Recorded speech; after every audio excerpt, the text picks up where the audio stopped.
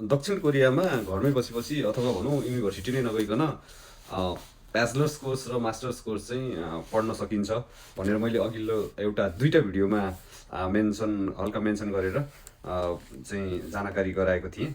So आज चाहिँ मेरो मेन उद्देश्य भनेको सेजोङ साइबर युनिभर्सिटीमा चाहिँ ब्याचलर डिग्रीको बारेमा चाहिँ मैले डिटेल्समा बताउने उद्देश्यले चाहिँ यो भिडियो बनाइरहेको छु। र bachelors degree at Sejong cyber युनिभर्सिटीको कुरा गर्नुपर्दाखेरि फर्स्टमा कुरा गरौँ कोर्स स्ट्रक्चरको कुरा गर्नुपर्दाखेरि 4 इयर्स कोर्स हो है। त्यसमा अब 8 सेमेस्टर भयो। छोकी छोरो भन्ने हुन्छ, हामीले चाहिँ 4 वर्ष अगाडि नै पनि 3 वर्ष अगाडि चाहिँ मिल्दैन, 4 वर्ष अगाडि 3 वर्ष अथवा 3.5 वर्षमा पनि हामीले चाहिँ यो चाहिँ कोर्स कम्प्लिट गरेर सर्टिफिकेट लिन सकिन्छ है। जसको लागि चाहिँ के हुन्छ त भन्दा मार्क्स चाहिँ हामीले सेमेस्टर वाइज एक्सिलेन्ट ल्याउनु पर्ने हुन्छ है। त्यो भयो। अनि त्यसपछि सेकेन्डमा कुरा गरौँ फी स्ट्रक्चरको कुरा गर्नुपर्दाखेरि एडमिसन फी लाग्छ 99,000 कोरियन वोन। अनि पर सेमेस्टर हामीले तिर्नुपर्ने हुन्छ 75 मानोन 7,50,000 कोरियन वोन होइन। अनि त्यो चाहिँ कस्तो हो भन्दा फेकोसिप मानोन हो खासमा होइन 1 सेमेस्टरको। तर चाहिँ हामी विदेशीहरूको लागि विगुकिन छाँकुम चाहिँ हामीलाई छक्यौँ गरेर चाहिँ 50% डिस्काउन्ट गरेर छेल्सिप ओ मानोनमा हामीले 1 सेमेस्टर पढ्नेछौँ है त। हजुर, अब कुरा गरौँ क्लास र इक्जामको बारेमा होइन।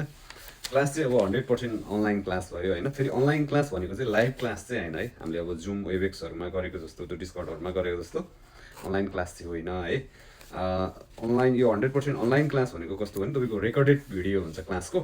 अनि त्यो चाहिँ नि हामीले आफूले एप्लाई गरेको सब्जेक्टहरूको चाहिँ रेकर्डेड भिडियो हामीले चाहिँ एडमिसन गरेपछि युनिभर्सिटीको वेबसाइटमा चाहिँ हाम्रो आइडी पासपोर्ट क्रिएट भएको हुन्छ। सो आइडी पासपोर्ट क्रिएट भएको हुन्छ र त्यो आइडी पासपोर्ट चाहिँ हामीले लगइन गरेपछि हाम्रो पेजमा चाहिँ त्यहाँ अब खानी सिल भन्ने एउटा अप्सन हुन्छ होइन। त्यसमा चाहिँ हामीले क्लिक गरेर हेर्दाखेरि चाहिँ हामीले एप्लाई गरेको क्लास सब्जेक्टहरूको चाहिँ क्लासको चाहिँ भिडियो आएर बसेको हुन्छ। त्यो भिडियो चाहिँ हामीले अब कम्पनीमा काम गर्दै चाहिँ सुन्दा पनि भयो, अडियोमा सुन्दा पनि भयो, अथवा चाहिँ टाइम छ भिडियोमा नोट गर्दै पढ्दा पनि भयो। जति बेला आफूलाई चाहिँ टाइम एप्रोप्रिएट हुन्छ त्यति बेला चाहिँ मजाले चाहिँ हामीले खोलेर पढ्न सकिन्छ है।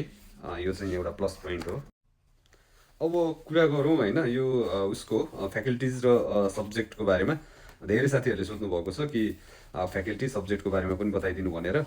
सो फ्याकल्टी चाहिँ धेरै छ, 12-13वटै फ्याकल्टी छ होइन। हामी चाहिँ अब ब्याचलर्सबाट चाहिँ F5मा जाने, मतलब ब्याचलर्सको सर्टिफिकेटले चाहिँ F5मा जाने हो भने चाहिँ हामीले तपाईँको इखोङ्गे हाक्साको चाहिन्छ नि त, भनेको इन्जिनियरिङ अरू साइन्स मेजरमा चाहिँ हामीले ब्याचलर्स गरेको हुनुपर्छ होइन।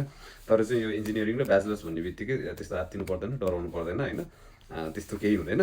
बरु चाहिँ तपाईँको अरू फ्याकल्टीमा भन्दा चाहिँ यसमा चाहिँ पास गर्नको लागि चाहिँ सजिलो हुन्छ होइन।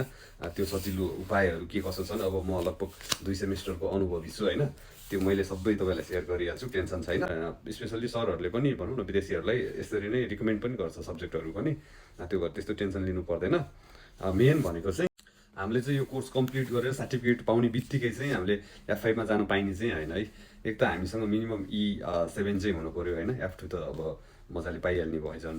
प्लस चाहिँ हामीले यो छोरोप गरेपछि कोर्स कम्प्लिट भएर हाम्रो चाहिँ रिजल्ट आएपछि 3 इयर्स आफ्टरमा चाहिँ हामीले चाहिँ एप्लाई गर्न पाइने हो है त। F5 चाहिँ सिधै चाहिँ पाइने होइन अहिलेको फिलहालको नियमअनुसार चाहिँ।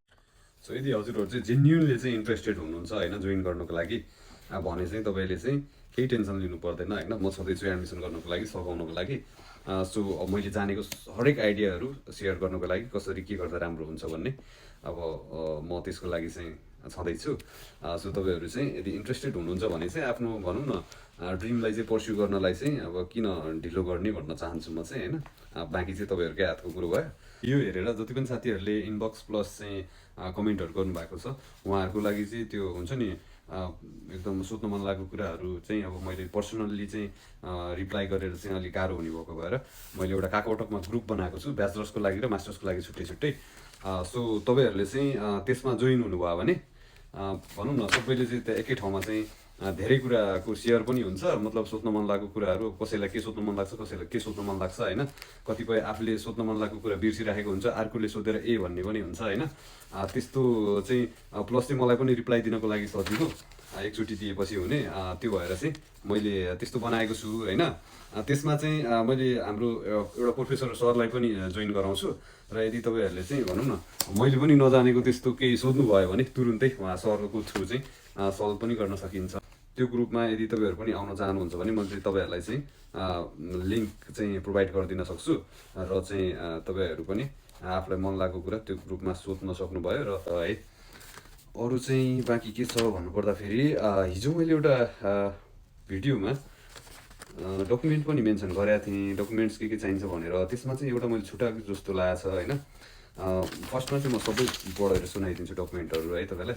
छोरुक चुङमेङ्स चाहिँ ओनबोन चाहियो, प्रोभिजनल चाहिँ ओनबोन चाहियो होइन। अनि त्यसपछि खोङजुङ पनि चाहियो भनेको एमबिसीमा भेरिफाई पनि गरेको हुनु पऱ्यो। अनि सँगसँगै चुङमेङ्स ट्रान्सक्रिप्ट पनि त्यही ओरिजिनल पनि अनि भेरिफाइड पनि। अनि खाजोक खन्गे चुङमेङ्स फुमो प्लस छाने भनेको छ तपाईँ र तपाईँको बुबा मम्मीको चाहिँ रिलेसनसिप फ्यामिली रिलेसनसिप सर्टिफिकेट चाहियो होइन। हो अनि यसपछि मैले हिजो भन्न छुट्याएको चाहिँ तपाईँको बाबा मम्मीको चाहिँ नागरिकतालाई इङ्ग्लिसमा नोटरी गरेको पनि चाहिन्छ है फोटोकपी। अनि त्यो चाहिँ मैले हिजो भन्न छुट्याएको जस्तो लाग्यो। अनि त्यसपछि किप अथवा टपिकको सामदाङ्गे मिनिमम चाहियो। अनि तपाईँको यक्कन भइहाल्यो ओइबु दिन जुन यसको लागि समस्या नहोला है। यसमा चाहिँ म के भन्न चाहन्छु भने त्यस्तो केही टेन्सन लिनु पर्दैन। यदि तपाईँहरू जेन्युनली चाहिँ तपाईँले ब्याचलर्स जोइन गर्न चाहनुहुन्छ भने म छँदैछु भनौँ न 2 सेमेस्टर जति अनुभव गरेको, एक्जामको लागि पनि के कसो हो प्लस एडमिसनहरूको लागि हेल्पको लागि म छँदैछु। र मैले चाहिँ एउटा भन्नुपर्ने के छ भन्दाखेरि तपाईँको यो सिन्नन वे छ होइन। हाम्रो नेक्स्ट इयरको जनवरी 4मा चाहिँ तपाईँको युनिभर्सिटीमा चाहिँ फ्रीमा 50 जनालाई ग्यादरिङ पार्टी गराउने कुरा छ। त्यसमा चाहिँ मैले यो भिडियोमा चाहिँ